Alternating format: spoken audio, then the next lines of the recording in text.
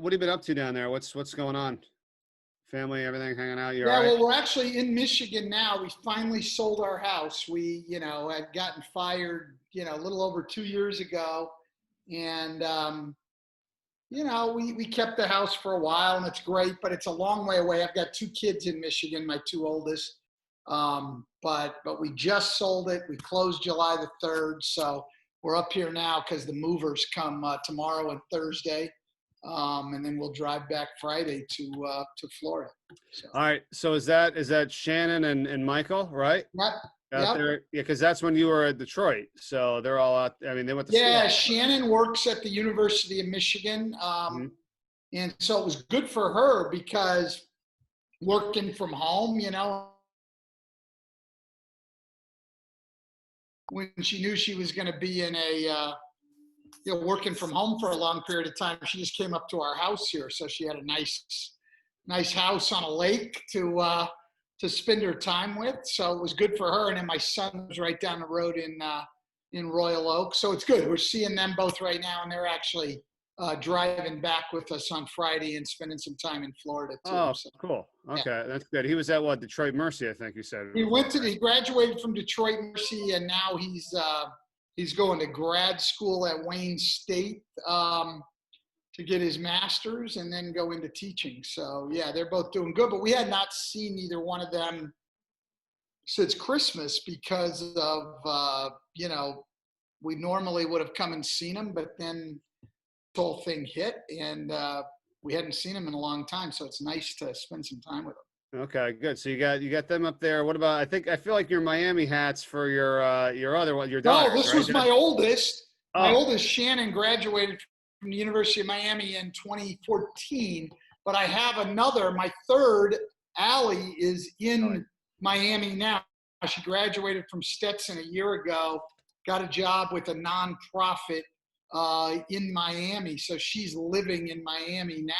And we haven't seen her throughout this whole thing for 13 weeks either. And she's only relatively short drive away. And then my youngest, Kelly, is at home with us, getting ready to move out, her own house, and is getting some work done on it before she moves in. But happy, she's the one that's gotten to see us every day, and she couldn't be happier to try to get the heck out of there as quickly as she can. So I don't know, like the ones who haven't seen us are happy to see us, but the one who has seen us every day is happy to be moving out. So, there's a balance there. it's understandable. I know. Yeah, that's the way it goes, right? I mean, I know, right? It's hard in a lot of things, right? We're all just looking for balance because usually, and I said this prior to this, pandemic, and not that we wanted anything of the sort. I get it, but I said to myself, like, you know what? I'll never have a consistent schedule. Like, I'll never be able to go to bed at a regular time, wake up at a regular time because of all the traveling. I go, it'll never happen. And now here it is, you know what I mean? Like, and you gotta, I guess, be careful what you wish for sometimes. Yeah, but you know what it has? I think no matter how bad things are, and this has obviously been bad, it's been bad for people's health. It's been bad for people economically. It's been bad for their mental health. But no matter how bad things get, I mean, there's almost always, probably not always, but almost always a silver lining. And I think the silver lining in this is it's made everybody slow down. Yeah. I mean, you haven't had a choice. You slowed down. You spent time with your family, and you got time to think a little bit and read and do some other things. And so there have been some positive things out of it. They're not all positive, and on balance, we'd be better off. We were certainly better off before, but it hasn't been all bad. No, I couldn't agree with you more. I mean, to be honest with you, I'll go and get a walk in the morning. I also do a bunch of running now, and I think to myself. I talk to myself. I kind of go over the day's, thoughts. What are we going to do down the road? I know you can't make plans too far down the road, but I love doing that. I love that self-talk. And then you just mentioned reading. I hated reading. Like I never even read. Now I've read like 5 books and I'm picking up all this information and I'm excited now. I'm like, wait a minute. I'm like learning some really valuable things here. Like what the heck was wrong with me? Because we always claim we don't have time, so it's like now I make it part of my, week. And it's like, it's been huge, like the stuff that I've learned. Yeah, I don't think there's any doubt. I mean, for all of us, I mean, we have we probably haven't made time for these things. We always make excuses. We don't have the time. In reality, we don't make the time. And then here, we've had nothing but time. I'd love to get to a world where we were sort of halfway in between, where, we had regular work, but had more time. It seems like we're on the treadmill going 100 miles an hour, or we're doing nothing in this pandemic. It'd be nice to find that middle ground. Right. I know. I think hopefully we will when things do get back. I mean, it can't be the way it was. I mean, it just has to be better. So, hey, how are you doing? Like with everything now? I mean, obviously we go back a while from the broadcasting we did. You're still doing that. You're still analyst. You've been on a bunch of different networks. You enjoy that? You want to keep doing that? Do you want to get back into coaching? I mean, what's your take with all that? What's kind of in your mind right now? I think, always in my mind, Mike, I'll always think of myself as a coach. And so there's going to be always a big part of me, I think, that wants to get back into coaching. I mean, my brother's been out of it now since 2007 and still thinks of himself as a coach, and is always thinking about coaching and what he would do. And so I don't think that'll ever leave me, but I do enjoy the broadcasting. It's been a good move for me this year. Turner Sports, which is aligned with NBA TV. So working both those, some TNT games and in the studio with NBA TV, just a tremendous organization that really treats their people very, very well. And I was fortunate to get to work with them and, trying to get better at it. It's, that part's been good, because it's something that I've never done for a long period of time. I had 2 years out between Orlando and Detroit when I worked with you quite a bit. And, you try to improve a little, and then you take 4 years, you're coaching again and you're not broadcasting. So now when you start back doing games, I mean, and I did 6 games this year, 1 game last year, mainly studio work. So it's hard getting back into it.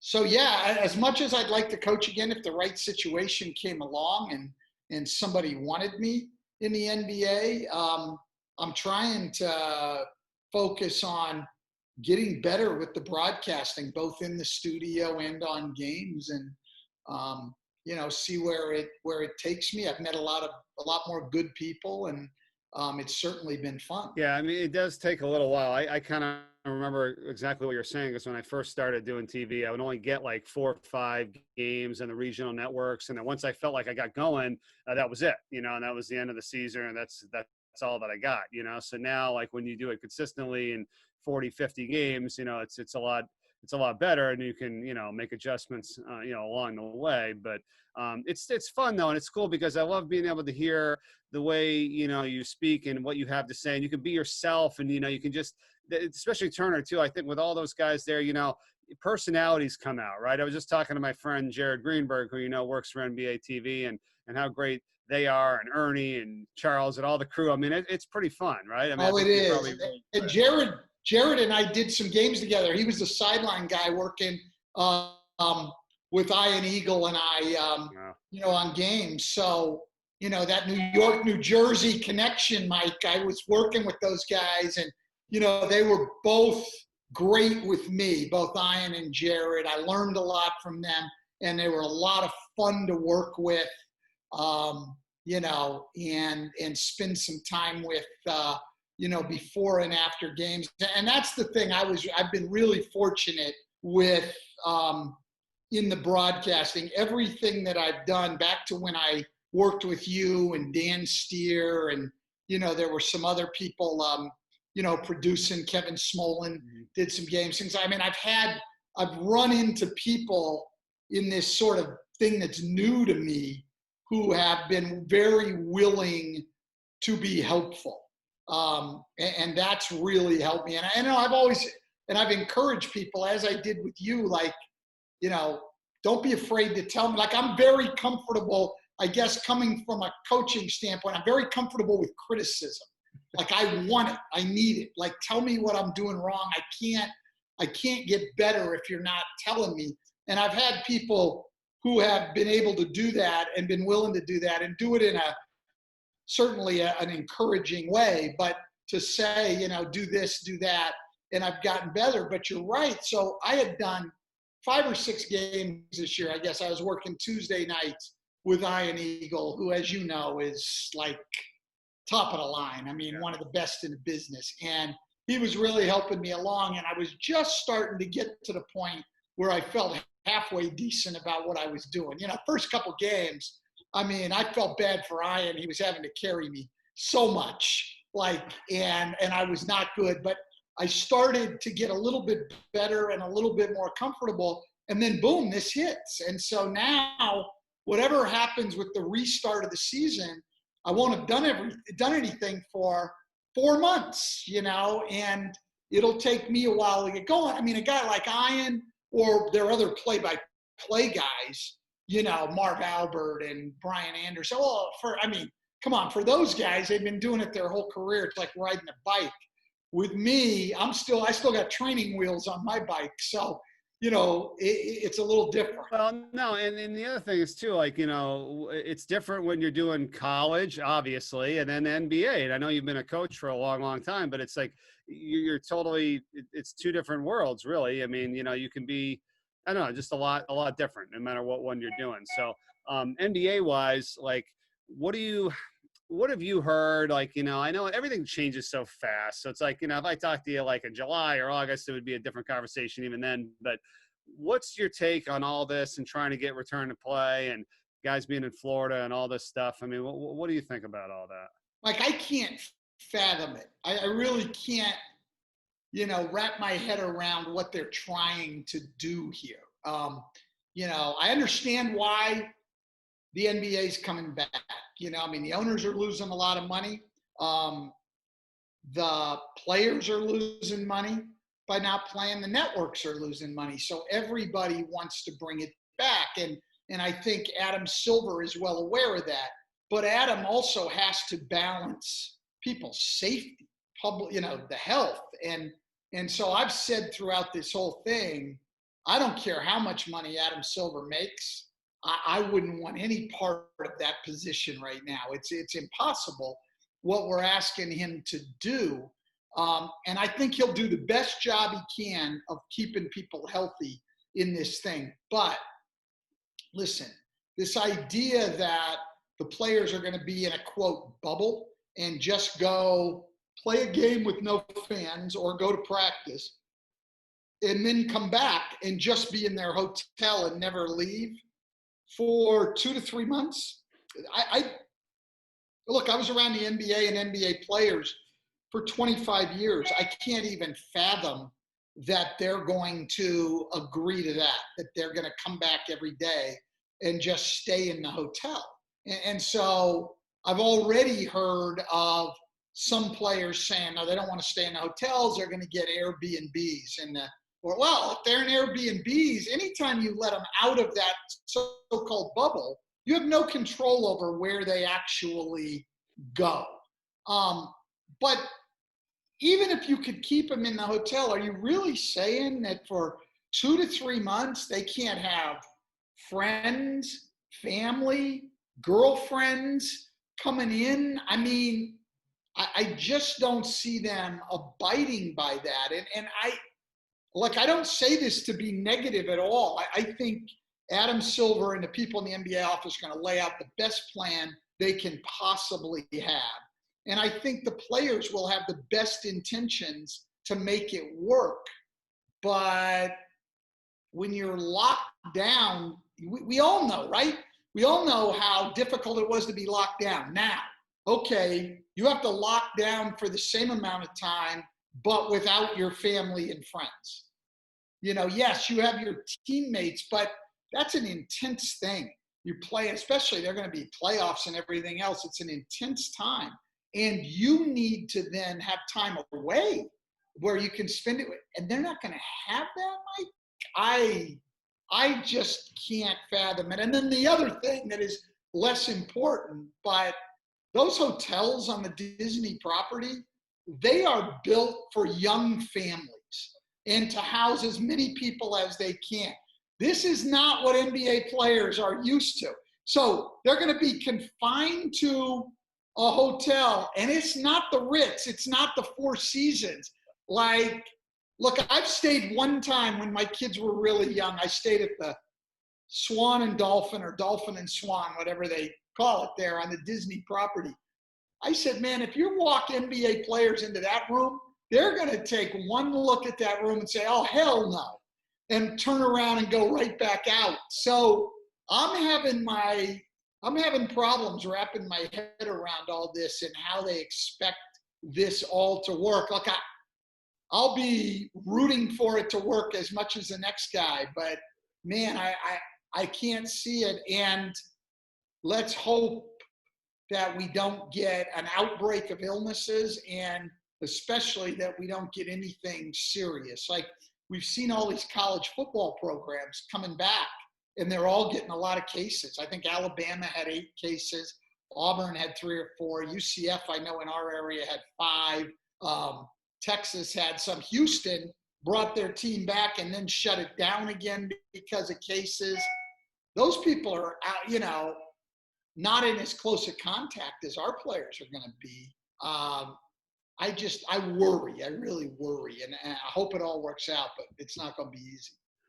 Yeah, I mean, no doubt. I mean, and listen, it's a contact sport too as well. I know it's not, I mean, you're banging, you're hitting guys. I mean, that's the other thing. It's like, is everybody going to be tested every single day? I mean, that's what I'm kind of thinking. I mean, that's got to be something you pay attention to, obviously, as well. And I'm sure the plan laid out, like you said, could be really good. But then overall, it's like, it's executed, it's almost like you as the coach, right? You're like, you had a great plan. Like, you watched film for 80 hours a week. You told the guys where they got to be, what you got to do. Then it comes down to execution. Like, you could plan all you want.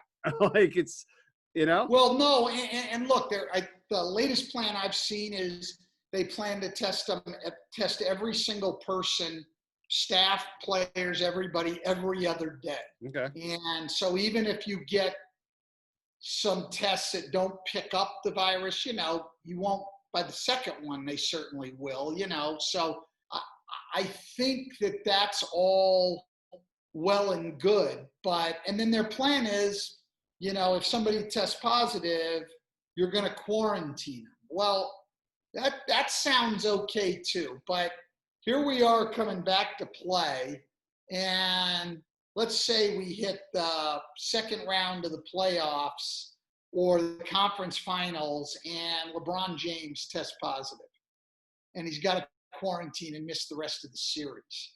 Well, that's going to make a huge difference in the series. I know injuries always do, but this is a little different and a little more predictable. Like, how are people even going to look at what we're doing in the NBA?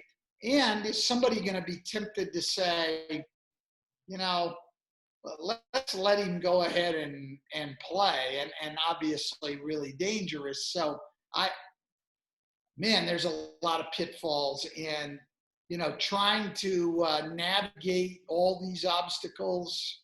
Like I say, I'm glad it's not my decision. I'll simply show up and broadcast a game or sit in a studio wherever they tell me to do, and I trust the people at Turner and NBA TV to keep us in the safest possible situation. So I don't have to worry about anything else. Just show up. Yeah, no, I know it's a tough situation. I mean, I think about it too, in a sense, we all want to get back to doing stuff. I mean, that's my livelihood. I mean, I'm a broadcaster. I want to do games too. I want to get back to doing football, hopefully on time. I don't think there's going to be any fans there, or limited at that, right? And then it'll start to get better. And then maybe by next year, I feel like it might kind of be back to, so to speak, normal in terms of how many people could show up at an event, because hopefully we'll have a vaccine and all that. But in the meantime, I know the alternative is, well, don't do it at all. I get it. But I also think, like, I have a little phrase I call, like, 3rd down and 13, which means you're behind the chains. You know what I'm saying? Sometimes when it's 3rd down and 13 and, as a fan, you're like, what are you doing? Like, I just give it an inside handoff. You get 2 or 3 yards, you punt the ball, you push him back deep, you play field position, and you regroup, right? And so you don't back yourself up for the next one, the next round, the next month, So the NBA does this. I get it. It pushes it back even farther. Oh, we're done in October, whatever. And then next season starts in December. Like, now you're messing up that whole season. You know what I'm saying? Like, I don't know. Maybe you just kind of chill, and then you start next season when you're supposed to start next season, if it's a lot safer, and then that season doesn't get messed up. Do you agree? That's what I was sort of hoping would happen. I'm with you on that, Mike. The problem with that, of course, is that the financial losses are not just for this year. They're ongoing. It'll affect the salary cap for next year and everything else. And so I just think, I mean, listen, it comes down to money. It really does. It comes down to money for the owners, the networks, the players, and it comes down to keeping your fan base engaged. Yeah. I don't think anybody wanted to go from the middle of March until potentially, say, the first of next year and be off for 10 months, because that hurts the business too. And so I think this is a business decision. And then within that business decision, they're going to do the best job they can with health and safety, rather than the other possibility was to make health and safety the first priority and do the best job you could do with economics after that. So I think we just have to be honest about that. I mean, I don't think there's anything wrong with it. I'm not sure I have a better answer. But the thing I don't like is when, people say, and this isn't just the NBA, but in any business, nothing matters more to us than health and safety of our players. Well, yes, it does. Clearly it does. So let's be honest that we're trying to prevent our economic losses as much as we can. And within that, we're going to do everything we can to keep everybody safe. Let's be honest about that. That's what we're doing. This idea our priority is health and safety. Well, if your priority was health and safety, you don't play. I 100% agree with you. No, you're absolutely right. And it takes somebody just to come and say it like you just did, was because that's the truth. And you see these messages all the time, and I'm just kind of the same way when all this is hitting, and you see some of these commercials where like, hey, we're here for you and blah, blah, blah. It's like, well, what are we doing? I mean, what do you mean? Are you just saying that? Or is there something like, now say the State Farm commercial where it's like, hey, we're here for you and we're giving you money back because nobody's driving. There's no accidents. We've collected all this money and, now we're going to give it back to you because that's the right thing to do. Great. Love that commercial. Thank you, State Farm and other insurance people that do that, because that is correct. But hearing just messages like, we're here for you and we care and blah, blah, blah. It's like, are you just doing that because if you don't, like, you know what I mean? Oh, we better make sure we're saying something. Like, well, actually do something. That's kind of more important, That's exactly right. And look, here's the thing is, there's nothing wrong with making the economics a priority. Like now, obviously, in pro sports, we don't have the dire circumstances that a lot of other people do. But I think most people in their line of work, you can't make it only about the health and safety. I mean, people are going to be in bad situations that affect their health and safety if their economic situation doesn't improve. So there's nothing wrong with saying, look, this is to continue to not play, to continue to not earn any money is an untenable situation for us. So we've decided to play. I don't think that there's anything that's morally wrong about that. So I think we should just be honest about what we're doing and why. And look, I do think part of it is the NBA cares about their fans and wants to put a product out there for them to watch. I mean, I think that's part of it too. But the biggest part of it is money. And there's nothing wrong with saying that. For some reason, I think because the majority of people in the NBA are wealthy, players, owners, and everything else, it's almost like a little bit embarrassing to say you're making a decision based on money, but I don't think it should be embarrassing. And I think we should just be honest about it. I mean, Austin Rivers said, hey, we can do a lot of good things with that money, like with all the players, I mean, there obviously this stuff on social justice and everything else, racial justice. I mean, Austin Rivers said, if I make more money, I can give more money to Black Lives Matter and things like that. So those are all fine. And there's nothing wrong with saying this is about money.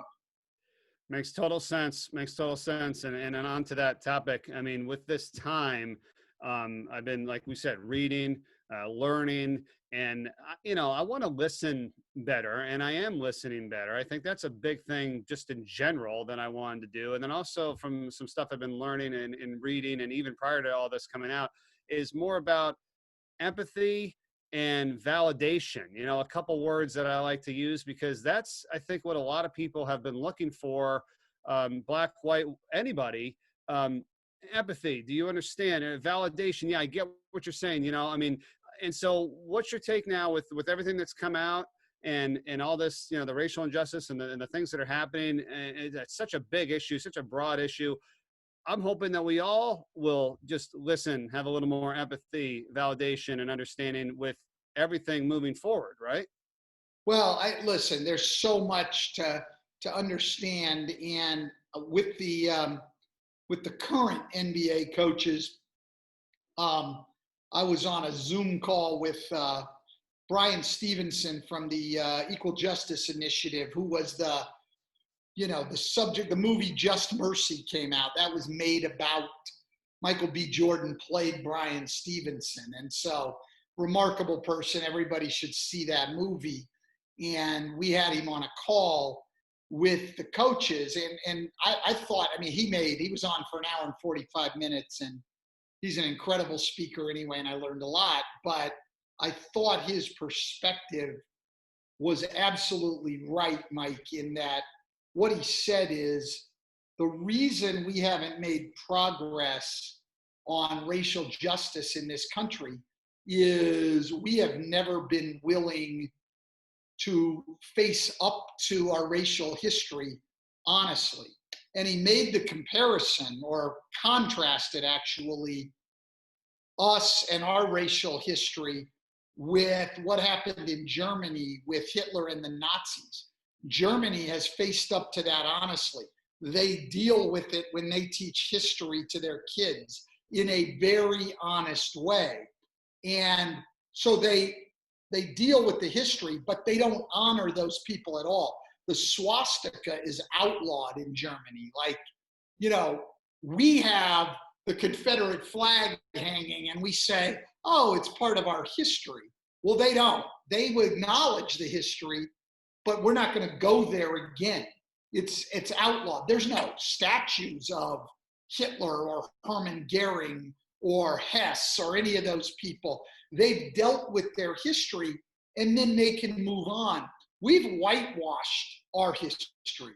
Even if you read, like we certainly all know, every kid who's gone through school know that there were slaves, and they know about the civil rights movement, but it's a very sanitized version of what's going on. And the bottom line is we have systematically oppressed Black people in this country from the beginning. So our Declaration of Independence said, all men are created equal. And so people are saying now, we're not living up to our standards. We're not living up to what we say. And I'm saying, well, if you know the history, we're actually doing exactly what we set out to do. I mean, you can glorify the founding fathers all you want, but let's go back in history. There was certainly slavery when they came. So they didn't really believe in equality. Women couldn't vote. Heck, white men who didn't own land couldn't vote. So what they really meant when they wrote all men are created equal, what they really meant is all rich white men are created equal. That's what they meant. And so we have to understand that. And I'm not, the hard part is, Mike, and I think Brian Stevenson was right, we can't deal with this stuff because as soon as you're honest about things like that, there are people who get very defensive, and feel very upset that you're ripping the country apart. And it was like going back to the Colin Kaepernick thing, right? People would say, you're disrespecting the flag. And I would say two things. At that time, I said, well, number one, no. What the military goes and fights for are our principles in our Constitution, free speech, things like that. That's what they fought for, so that Colin Kaepernick could take a knee. So he's not disrespecting the flag. And then the second thing I think that is important for us as the majority in this country, as white people who have the power to make changes, because, we're the majority of the voters and everything, is we have to look at it from the perspective of a Black person. So I've had people say to me flat out, this is the greatest country on earth. And if you don't believe that, you shouldn't live here and you should go. And I will say to people, well, it very well might be the greatest country on earth for you to live in as a white person. But now let's think of this. Here's your ancestral history. You were enslaved. So your great-great-grandparents were brought over on boats in chains, and they were enslaved. Now, when we got rid of slavery, people were lynched regularly and were not entitled to use the same facilities, right? I mean, there was Jim Crow laws separating them. And now when the Jim Crow laws went, we set up our criminal justice system to enforce the same standards of separation. And so now we have mass incarceration, and we still have a criminal justice system that is abusing and oppressing Black people. Now tell me how great a country it is for you if that's the case. And that's why I think Brian Stevenson's right.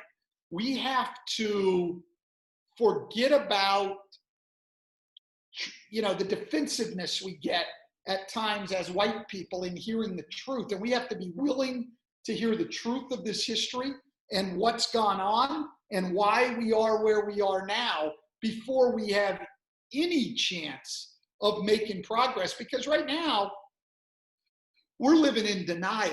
Like, we might know at some level that these things happened, but please let's not talk about them too much, and everything else. And I think that's where we are. And so you're right. I think for all of us to take the time to listen and learn about what's going on. And quite honestly, my learning has come through the people I've worked with for 40 years in coaching, being around sports, in a sport that is predominantly Black, and talking to people and hearing their stories has awakened me to the point. And then I did a lot of reading, and I thought, if you would have asked me 3 weeks ago, how well do you think you know racial history in this country? And I would have said, I would have arrogantly said, I think I know it pretty damn well. I got it. And now just the learning in the last 3 weeks from the people I've talked to, the things I've read, I realized I didn't know a damn thing. And what we have to accept is we can't even fathom what it must feel like for a Black person in this country. Like, I'll give you 2 examples.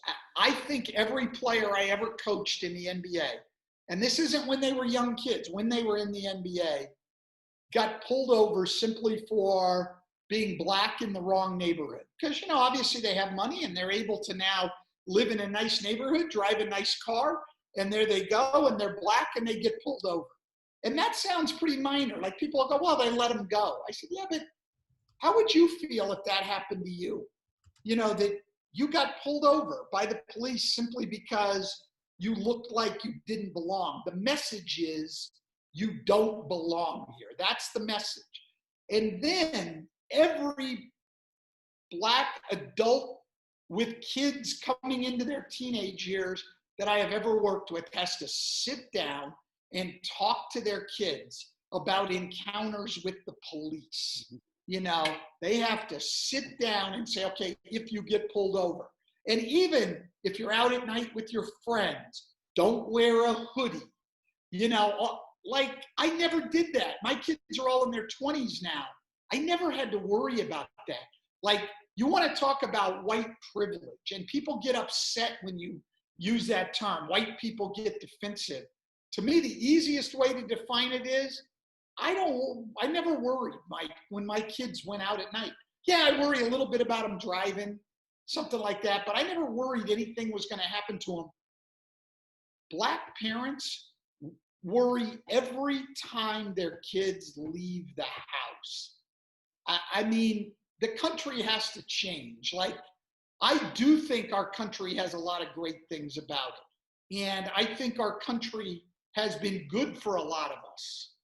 I would like to see that apply across the board, that the people that I've known and worked with and their families and friends and the communities they grew up in would have the same opportunities that I've had, but that hasn't happened to this point. And with these killings, it just,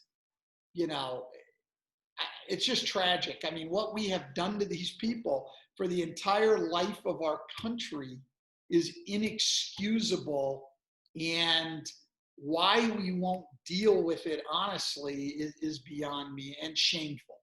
Black people have been talking about this for, I don't know. I mean, our country's 244 years old, and they've been talking about it even before we officially became a country. And we didn't listen, or more likely didn't care.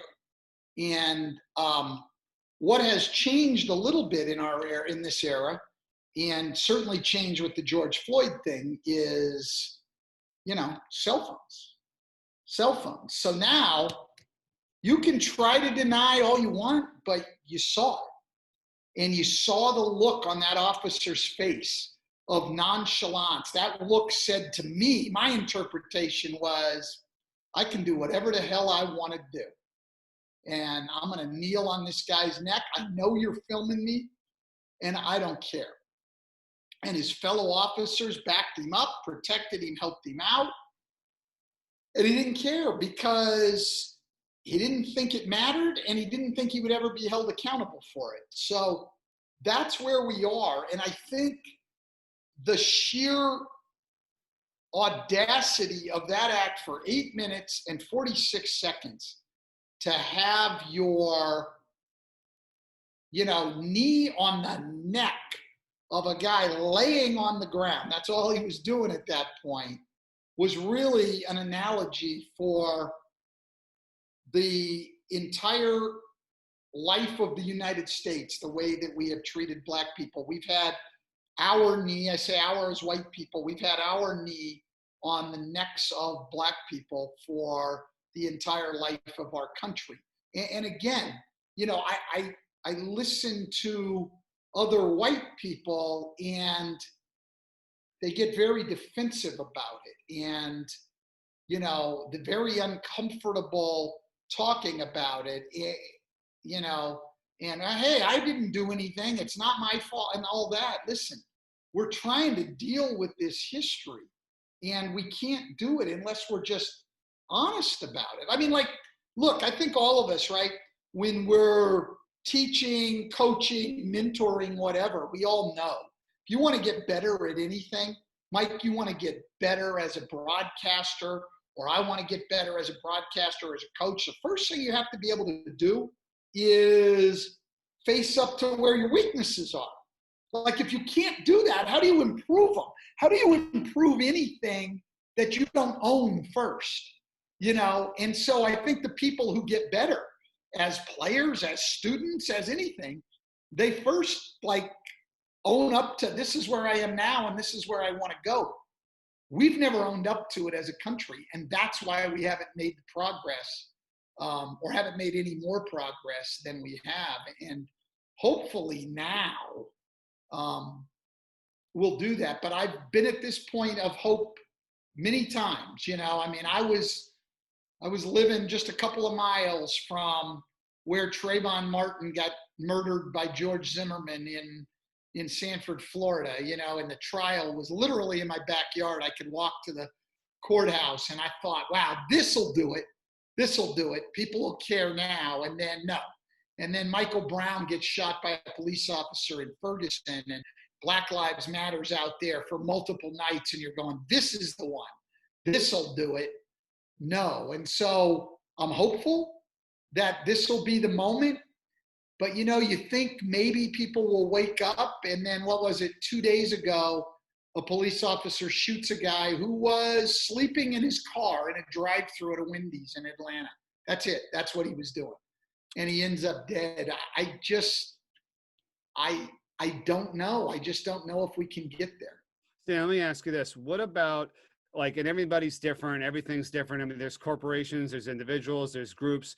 Well, let me just put it to like a personal like thing. Now, whether you know, what would you recommend or say to people individually how we can help and get better with all this? Because if everybody takes a stance and identifies, or I can get 10% better, somebody can get 20% better, 30%, like, we're going to move the needle and it's going to get a lot better. I mean, nobody can go from 0 to hero. You can't be 100% in anything. I totally understand it. But what would you say people personally, that the actions, I'm talking about actions, you know what I'm saying? Because we could talk all we want. What are the actions people or groups or anybody has to take to be better, in your opinion? Well, Mike, I think that you hit on it at the start of this. I mean, the first thing is to really, truly listen to Black people, to Black voices, and listen to what they're saying, and try to learn. I mean, and that can be listening in person with people that you know. I think that's great. It can be, you know, going online and listening to things. It can be getting a book, but you've got to first listen to Black voices about what's going on.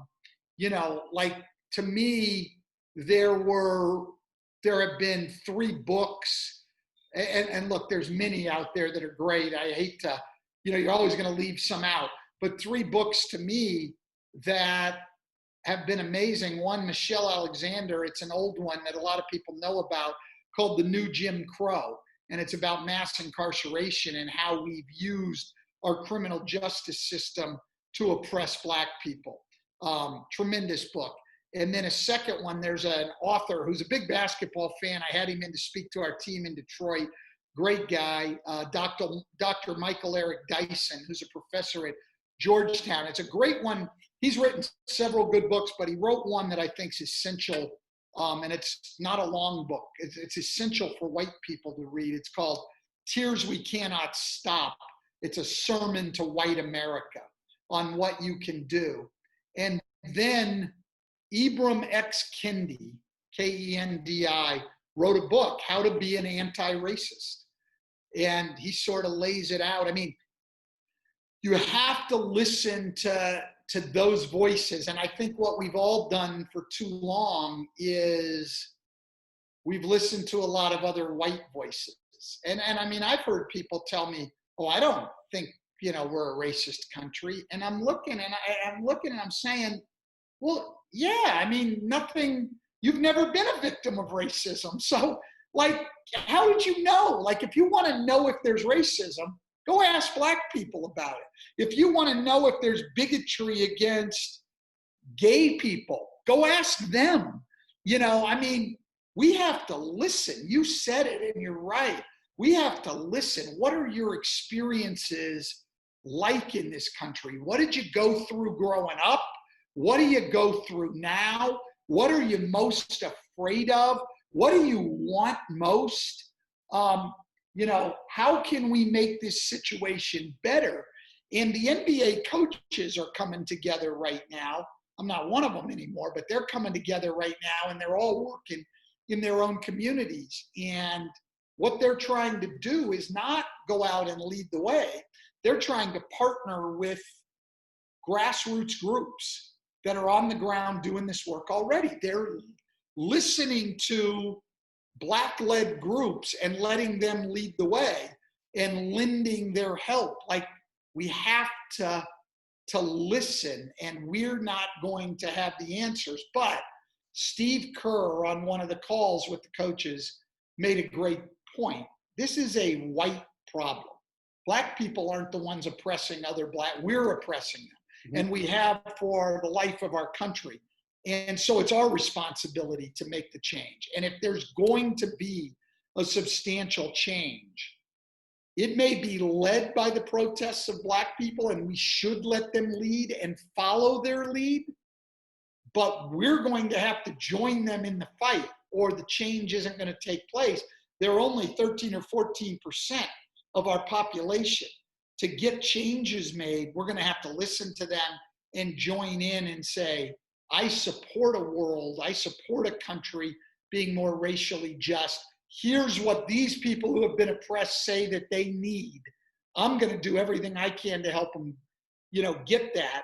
And a lot of it is just, using your voice in a democracy, voting for the right people who share, your values, which means asking the right questions of those people a lot of times. And then letting your elected leaders know, letting your mayors know that, hey, we've got to change our police procedures. I'm not in favor of this. As voters, you have power. And letting your district attorneys or state's attorneys, as we call them in Florida, but they're all the same thing, the prosecutors know that this system isn't equal and I want it to be. And if not, I'll find a candidate that will be willing to do that and promote those things. So we do have a lot of power. We have the power to protest and to raise awareness, but then we've also got the biggest power, which is we can come together as a group and vote for the kind of people and the kind of country that we want to have. And if you're going to say that I want a more racially just society, and then you're willing to vote for someone who holds racist ideas because you think it helps you economically or whatever, well, then that's what we're stuck with. It's what we talked about before with the coming back to play. People say their priority is one thing, but it's really not.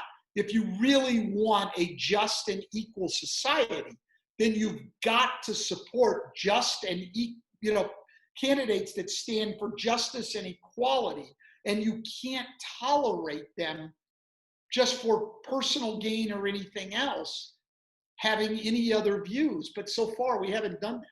Well, and your point that you made, I think, is totally on target about people being oblivious to it. You didn't say, well, I don't think there's any issue. It's like, right, because you don't have to deal with it. Like one of our colleagues, I thought, said something on a call we had with everybody of our company, and it really stuck with me. It was that he goes, you know what? Okay, even if you don't have coronavirus, act like you do. Learn about it, understand what's going on. Even if you don't think you're a racist or whatever, it's like, learn about it, find out what people are thinking, listen to what they're saying, and then you can actually do something about it. So what the problem is, if I get you right, is that some people think, well, they don't contribute to the problem, and they may very well not, but they don't think there is, and therefore they're not doing anything to make it better. In fact, those people could do something very powerful to make it better because it sounds like they might be willing, but they're just like, well, whatever. No, learn about it, and get better with it. So I think that's the one thing that I heard. I was like, oh my gosh, he's absolutely right. Like, oh, I don't have coronavirus. Who cares? No, what do you mean who cares? Like, find out about it, learn about it, talk to your friends about it. How can I help? But you can't help if you don't even know what the hell it's all about. No, that's right. And, first you got to listen and understand how pervasive the problem is. And you're only going to know that if you listen to people. And then I think when you know how pervasive the problem is, if you care, then you make that a big issue in your public life when you go to vote. If you're not going to listen to other people and just be in denial that there's not a problem, well, then you're going to go vote, and that's not going to be one of the things that you're looking for in a candidate. But if you learn, you're going to say, you know what? I'm not voting for candidates who are not in favor of policies that promote justice and equality. Now we can change things around, and that's, I think, where we are. But again, like I say, we've been there before. And the sad thing to me is, I think from the civil rights movement on for probably, 15 or 20 years, we made a little bit of progress, not enough, but we made progress a little bit on racial matters. And then maybe even a little before, but certainly starting with the crime bill in 1994 that led to even more mass incarceration, we've started going the other way. And I think it's gotten particularly bad over the last 5 to 10 years. So we're actually, I think, going backwards on, issues of racial justice. And I think that's shameful in our country. And I think a lot of people sort of want to be in denial because they want to feel good about their country. They want to feel that they're part of something really, really good. And to do that, you have to deny what's been happening. One of the things that happened with slavery, right? Because, how do you own slaves, own other people, and still feel like you're a moral person? Well, the belief was promoted at that time that blacks are inferior beings, because and they actually needed to be in bondage.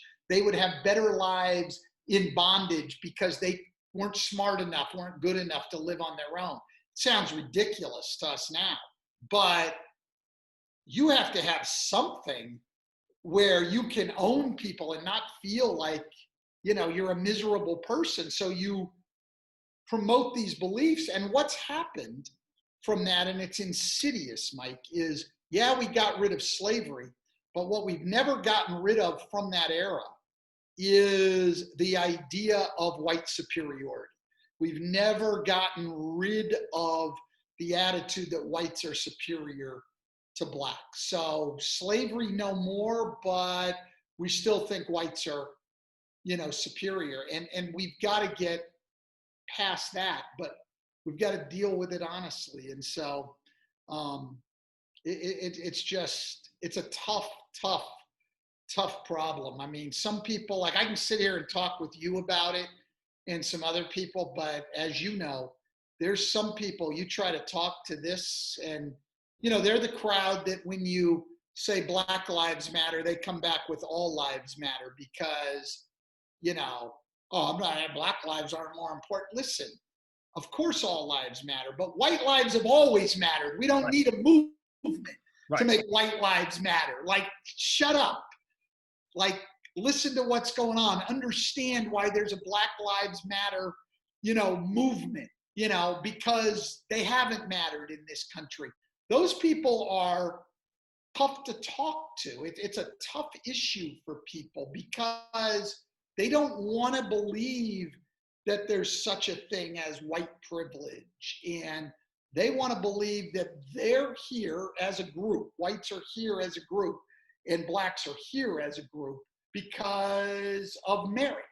And it's ridiculous, but that's what they want to believe. And so they don't want anything to come in and shatter that belief system they have that will tell them that whites are here and blacks are here because it goes all the way back to slavery and because of the advantages we've had and everything else. They're afraid that makes them feel less than.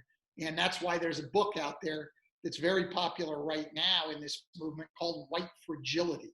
I mean, we're fragile people because we don't want to deal with this. We want everybody to tell us how great we are, and that'll be fine. Well, I mean, I'll tell you this, I truly believe and hope that you're right, that, and then shamefully that the examples that you gave didn't do what it should have done at the time, and that we had to keep having more and more and more. Hopefully now, like you said, I mean, we're going to make some progress and start to get on the right track of actually doing something about this. And it's just awareness. Like you said, I mean, when you brought up that line too, everybody's like, oh, all lives, but that's not the issue. The issue is we have a problem. They have a problem with this. They've said this.